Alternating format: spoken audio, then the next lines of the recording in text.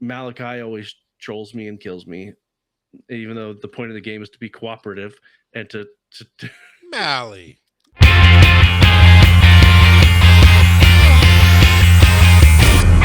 How do I?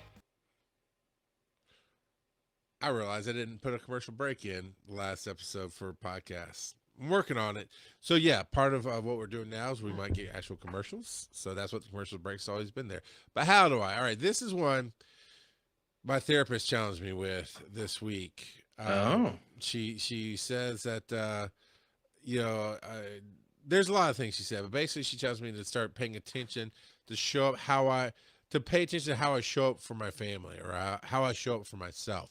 So that's the question I have for you, Joe. How do you show up for your family? What does that mean to you? Ooh.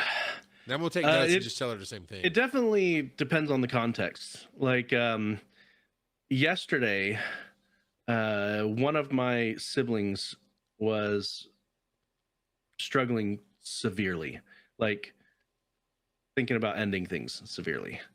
Um, and so what we did is I contacted all, because there's six of us, contacted all my other siblings, contacted the sibling in question, their kids, our uncle who lives nearby, and my uncle immediately went over there and talked things through and helped out and talked to that sibling off the ledge, so to speak. And so it all depends, like you said, on context. But ultimately, as long as you are trying your best, and you have good intentions, uh, and you're not being a selfish jerk, showing up is just spending time, spending energy, spending emotion, investing in those relationships. Well, like this week, how did you do that? So like with my kids, um playing with my kids, hearing them out, spending time with them, watching a lot of it for me is, and I learned this from my dad, is quality time. And so when it comes to my kids, unless I have a really compelling reason to say no, when they ask me to do something, I generally do it. Sure. Okay. Yeah. And I got that my the phrasing of that mindset is, it basically comes from another podcast that I listened to, called the Imp and Skiz podcast, where they talked about being dads, and they talked about how that There's no other show about dads. We're the only one out there, Joe. What are you smoking, man? my bad, my bad. um and they talked that if your kid asks you to do something with you, do it. Unless you have a very, very big reason, because as they get older, they're not going to ask as much.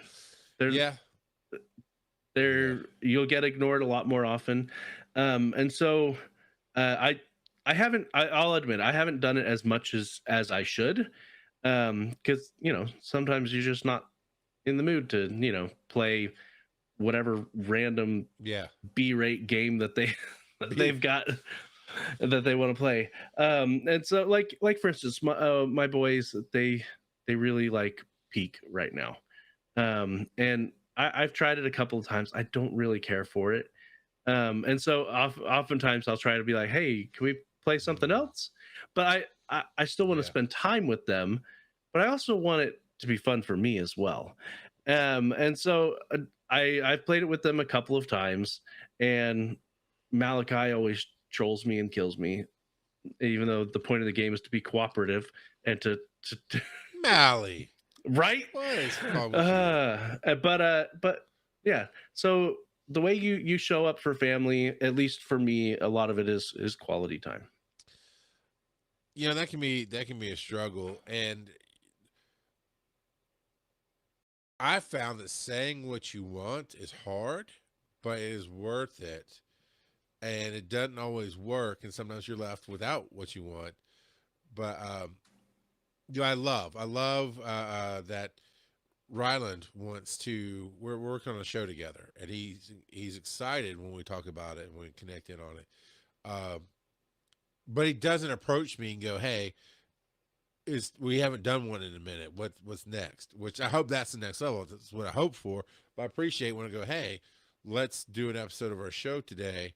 Um, or if I think about it in the weeks, like it's about watching movies and then talking about them together.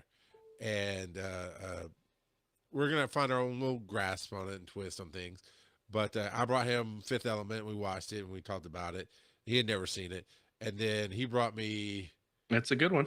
Walden. Walden, I think, is the name of it. I It's don't a think I've seen offbeat. Walden. It's an offbeat horror film that was interesting, and I can see why he likes it. And we tried something different there. We watched it together and recorded it, but I set the OBS settings wrong. So after like the first 5 minutes, the video starts dragging and the audio's fine. So we're gonna have to figure out, because I thought, hey, it's only the second episode in, we haven't published anything. Let's try see if we can grab some clips of us talking about it during the movie, like reacting, and that'll be like the cold open, and then we talk about so the audio is good. We'll have to figure out something else with that. So we have a list of films. I don't remember what the next one is. But yeah, he, like I kept telling, hey, such a day I'll be doing this. Well, we need to work. I want your input on how the intro goes and show him a little bit of business, but also get his flavor on it if he wants to put it. And today we did that, but I had to remember and go, hey, let's talk about it right now and do it. But it's the flip side is tough, right? We also have Borderlands, the big tabletop figurine game, and it takes a hot minute to set up, and it takes hours to play. And we played it, we left the table up with intentions to come back, and I kept saying, hey, we'll do this tomorrow. And then honestly, especially right now, it's just easy to get sucked into playing Borderlands, the video game, and doing that. He gets caught up in he's binging Criminal Minds, and he's back playing Minecraft and some other, I'm sure, other things. He told me about I want to say it's not Call of Duty, it's the other one, but he told me about something else he was doing today. And you get caught up in those things. And I remember being a teenager, and you talked about how you didn't really care for Peak. Now, to that point, something I've tried to teach my kids that doesn't always work is teamwork is so much better, so much more fun than sniping each other. Now, there's definitely time when competing is fun, but even in competing, if you can stomp me into the ground, it's much better if you don't. And just keep it close. Make sure everybody has fun. I've tried to teach my kids that. And it seems to show when they play with littler kids at like a church camp or something like that. They're always the ones. All four of them are always the ones looking out for the smaller one, knowing, hey, you can't kick a kickball like me, but I'm going to go, oh, and kind of mess it up a little bit. Now, yeah, Malachi, stop shooting Jeb into the negatives. Yeah, I mean, at laser tag. Look, if y'all went in with that group y'all had, if you went in as Team Ard, y'all would have dominated everybody. You might have anyway, but you do it together, right? No man left behind. But there's times when I would have gone in with my kids and gone, you're all on your own. Daddy's going to win this one, which you've done a little bit. You said this is the first time in a long time you haven't won. So, I mean, you did instill that a little bit. But with like my dad, he was very outdoorsy person, but Nintendo, Super Nintendo, all that stuff came out in my era. And it got to a point where he only really liked football games, which I did not like. And there was some flying game, I cannot remember what it's called. It's Captain Tom or something like that. I cannot remember what it was. It had a weird name to it. And he loved that game. And it just was for me, but I was into Street Fighter and Super Street Fighter and Mortal Kombat, and I'm trying to remember some of the Contra, Super Contra, and other things. And I'd be willing to play with him, but I didn't like the football games because I'm not good at the football games. I just don't, because I don't like. It's a circular thing. Because I don't like them. I don't put in the effort. Then I'm losing, and I don't like it, so I don't put in effort. Then I'm losing. But a memory that stuck with me forever was probably one of the last times. I was 16, 17 years old.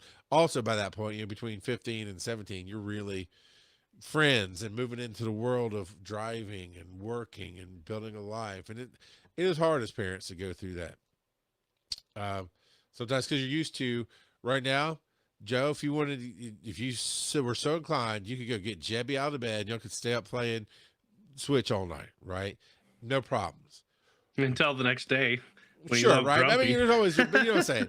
But Malachi a little bit harder. He's at that age where sleep is deeper, um, and issue. But then as he gets to 15, 16, 15 years, of course, when you really have your other friends, and 16 when you get a car or at least get your license and a job, hopefully, depending on your situation, it just becomes a lot harder to go, hey, let's sit down and do XYZ. I did this, I'll leave it here. I did this one thing once and intending to do it as like a tradition, but it was just time of life. And I was working for the school full time. So we got like 3 whole weeks off for Christmas and New Year's, and I got paid. So I had nothing to do but sleep and hang out and get ready for the holidays. And so we watched, all of us sat down and watched all the Die Hards all the way through and loved every minute of it. That was the only year we did it, but every day was a new Die Hard film until we ran out. So we did a week of Die Hard films. And, it does get tougher when they're older to schedule the things. So what you said about when they ask, do it, it's a good thing, but also showing them, hey, maybe we find something to do together. Like Zoe and me, Demon Slayer. My 2 older ones definitely watch Demon Slayer. They're not caught up. I mean, not even to the newest movie. They're not caught up. That's not our thing. Crosby and I play the Dark Anthology movies, or games rather. Excuse me. And that's Until Dawn and Man of Meridian, Little House, The Devil in Me. And it's these interactive animated kind of movies where you're surviving this horror. And it's a whole different genre each time. It's really fun.